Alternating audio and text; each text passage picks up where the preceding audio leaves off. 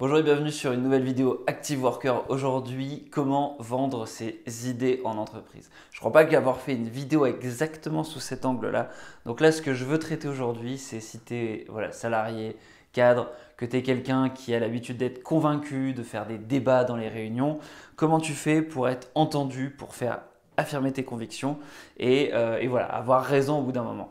Donc, le prérequis, je pense, avant déjà de vouloir vendre tes idées, c'est un minimum d'expertise, un minimum de crédibilité. Donc, pour ça, on parle d'expertise, mais ça peut aussi aller vers l'excellence. Il faut que tu puisses, quand tu proposes des idées en entreprise, affirmer une certaine légitimité pour pouvoir le faire.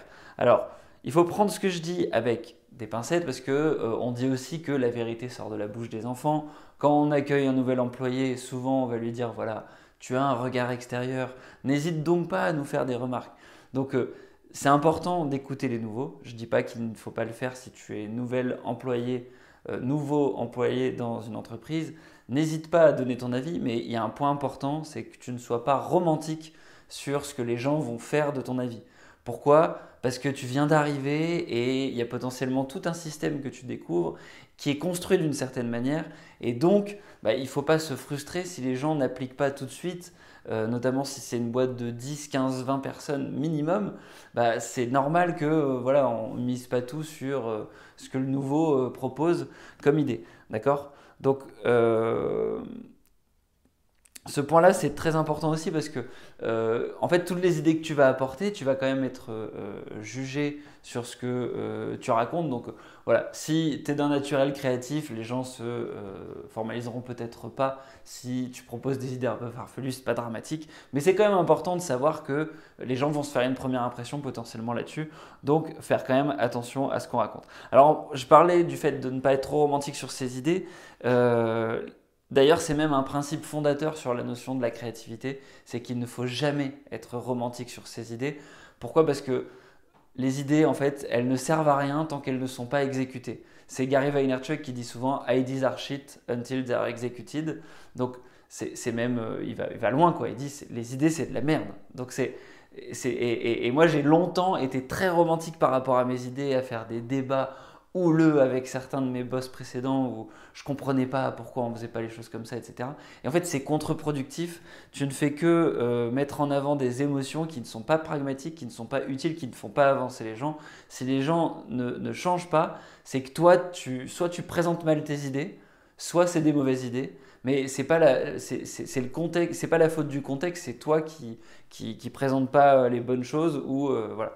Et puis il faut penser à l'exécution derrière. Donc du coup, l'objectif, c'est de t'éviter de tomber dans ce travers-là avec trois idées pour réussir à mieux vendre tes idées, justement. Trois concepts pour t'aider à vraiment bien vendre tes idées. Et ce prérequis, c'est ça, c'est l'exécution avant de te parler de ces trois idées. Si c'est pas toi qui le fais de toute façon, si c'est pas toi qui exécute l'idée, ne t'énerve pas, ça sert à rien, puisque c'est quelqu'un d'autre qui est responsable de mettre en place la chose. Donc, si ça ne te concerne pas la peine de s'énerver. Il faut être constructif et donc il faut être pragmatique et pas romantique avec les idées. Alors, premier critère pour être capable de vendre ses idées, c'est l'alignement d'intérêts. Super important. Tout le monde a tendance à penser.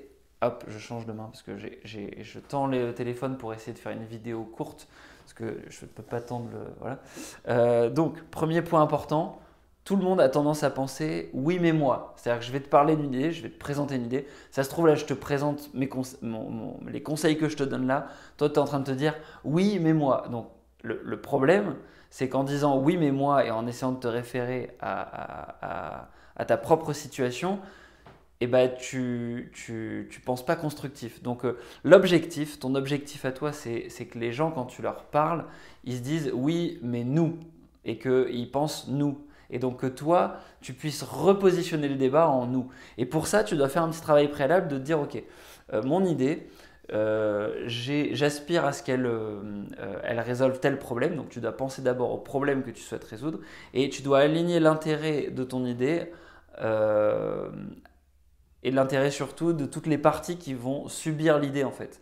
Donc si c'est une innovation, si c'est un nouveau processus, un nouvel outil, potentiellement il faut que chacun des utilisateurs de l'outil, de la nouveauté qui arrive, y voit son intérêt.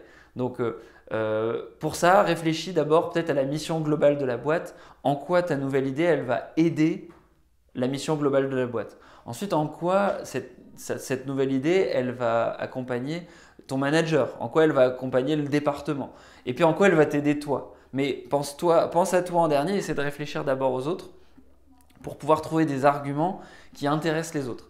Ensuite, le deuxième conseil que je peux te donner, une fois que tu as vraiment fait ce travail d'aligner les intérêts, ça va être de tester ton discours. Et donc là, ce que tu vas faire, c'est que tu vas varier les interlocuteurs. Tu vas aller voir ces différentes personnes à la place de qui tu t'es mis pour concevoir ton idée. Et tu vas te poser la question, essayer de te dire comment ils réagissent quand je leur présente l'idée. Donc tu vas pitcher ton truc, dire voilà, moi je pense qu'on devrait faire ceci, ceci, cela. Je me suis dit que ça pourrait être intéressant pour toi parce que. Donc là, ton objectif, c'est de ne pas obtenir un oui mais moi, mais c'est plutôt un ah d'accord, oui, en fait tu as raison, nous on pourrait faire ceci, on pourrait faire cela. Donc c'est ni des non, ni des oui, c'est des nous que tu vas obtenir l'adhésion des gens. Et plus tu vas avoir de champions, de gens qui disent ah ouais, c'est vrai que c'est pas con ton idée, on devrait faire ceci, plus ton idée elle va se construire et plus tu vas être crédible quand tu la présentes.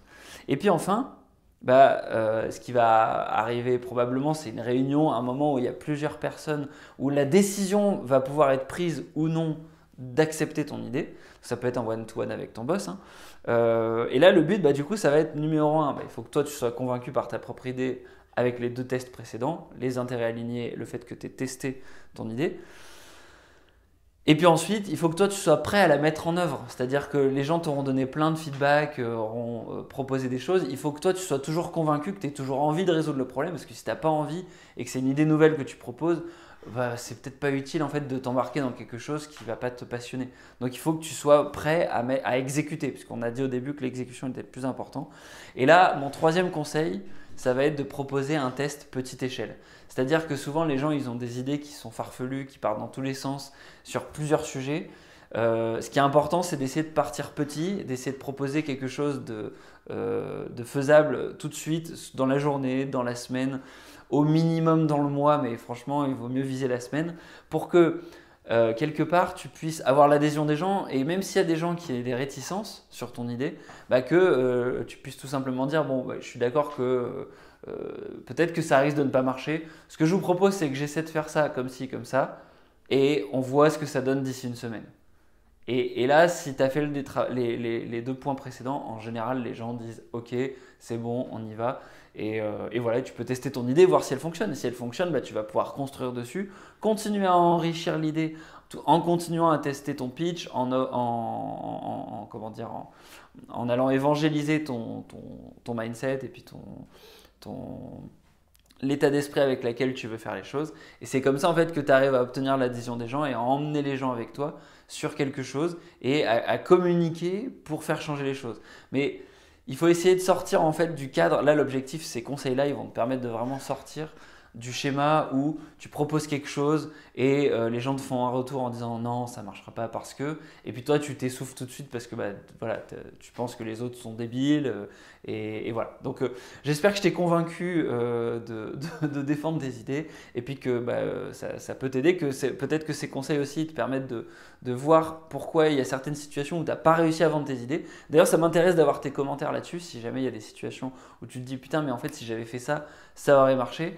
Et peut-être que tu penses aussi à d'autres choses pour vendre tes idées que j'aurais pas évoquées. Ça m'intéresse aussi d'avoir tes commentaires là-dessus. Voilà, je te dis à bientôt. Ciao, ciao.